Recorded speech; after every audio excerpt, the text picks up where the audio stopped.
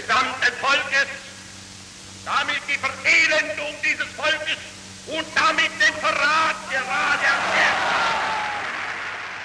In 1933, less than a month after being elected chancellor, Adolf Hitler used the pretext of a fire in the Reichstag building to suspend constitutional law and place unlimited judicial authority in the hands of the government.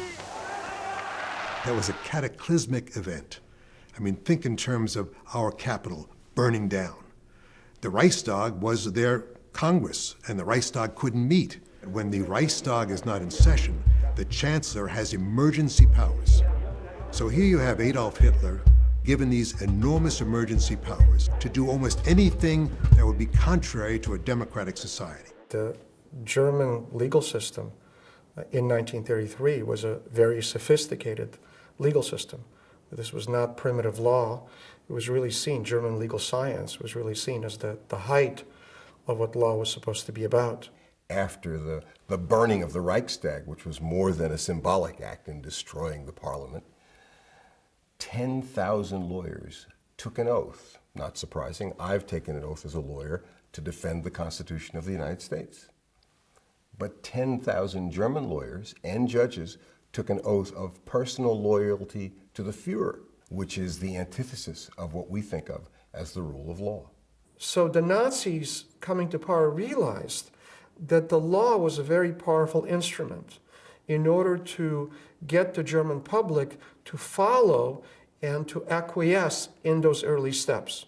The principal procedure governing German law during the Third Reich was something called the Führerprinzip.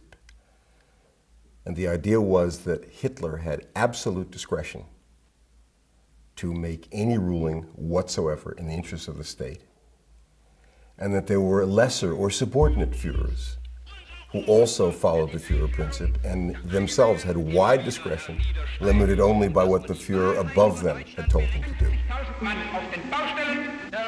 Over the next 12 years, the Nazi Party continued its subversion of constitutional safeguards until Germany's courts amounted to nothing more than tools for the implementation of National Socialism.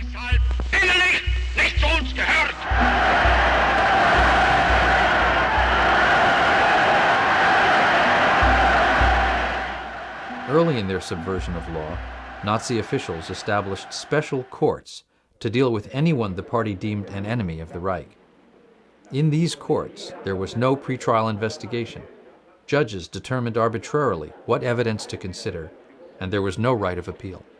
Now this is the time when the judiciary could have and should have stood up and said, wait a moment, we have rules and laws here. This is our nation that is being corrupted. And the chancellor said, this is only temporary because of the terror that's been visited upon Germany.